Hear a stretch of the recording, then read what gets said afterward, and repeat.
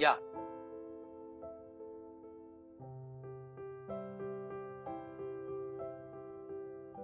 Okay. Yes, it's coming. So this is all about how to extract the values or the elements from the vector.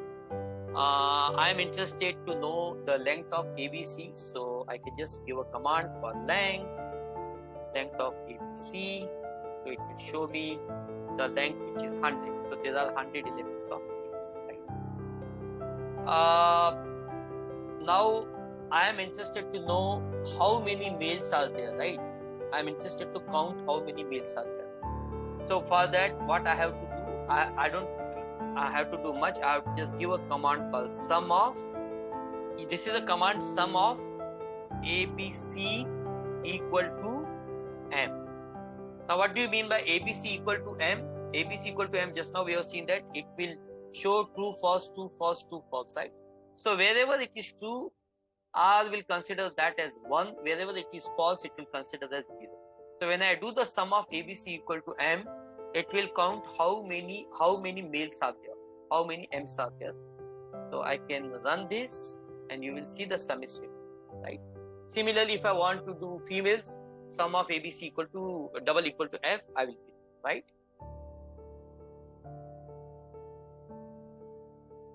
Sometimes we generally don't want to work with M or F or these characters.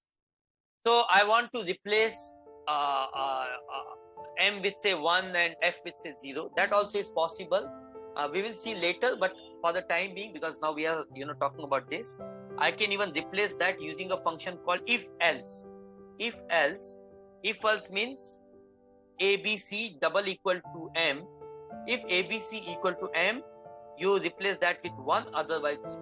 So wherever M is there, it will replace M with 1, otherwise it will show 0. So if I run this command, for males it will write 1, for females it will write 0, else other than males it will write 0. If I run this, you will see all the 1s and 0s. So instead of M and F, you will see all 1s and 0s.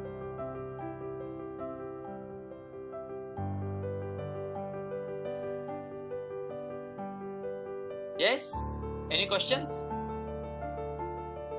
Can we use count command here instead of sum? The reason is, so don't get confused.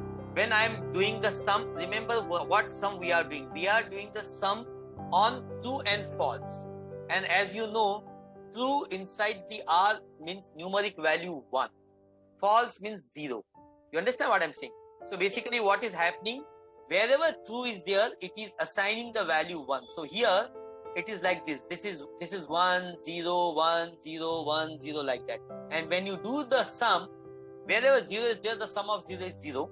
So wherever 1 is there, it is just adding 1 plus 1, 2, 3, 4, like that.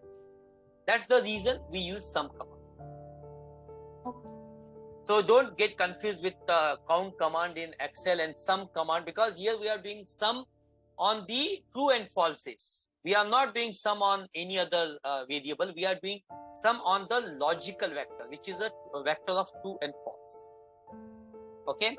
So obviously, always we should have a habit. So whenever we see any data, whenever we see a vector, whenever we work with the data, we should not be working any data blindly. And you can ask any data scientist, whenever data scientist gets a data, first thing data scientist is interested is the the features of the data, the type of the data, whether data is okay or not. So here also we will give a command. We want to see, say, class of ABC. You can see that class of ABC. So what will be the class of ABC? Can anyone guess? Class of ABC?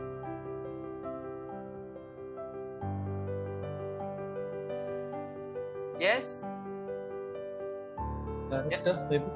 Sorry? Character. Perfect. Class of ABC will be character, because these all are characters.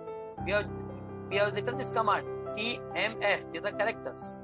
So class is character, right?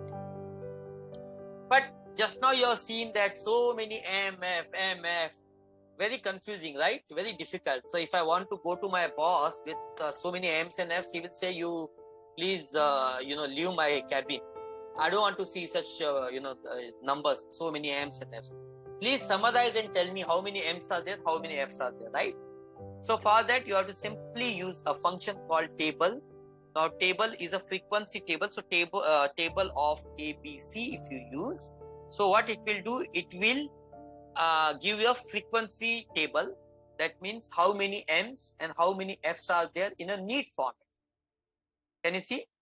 This is the table ABC. This is ABC, 50 F's and 50 M's. This is far better, right? This representation is far better rather than seeing so many F's and M's, right?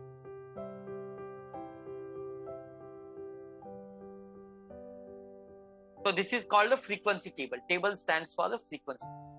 So for this can our work for class interval as well. So it is a frequency, but if it's a 0 to 10, 10 to 20, 20 to 30, data is like that. There's a scattered data and I want to make a class interval. Can that be also done? Yes, that can also be done. Class interval can also be done. We have to give the condition, but that can also be done. If false condition we can give, and that also we can. It's not difficult.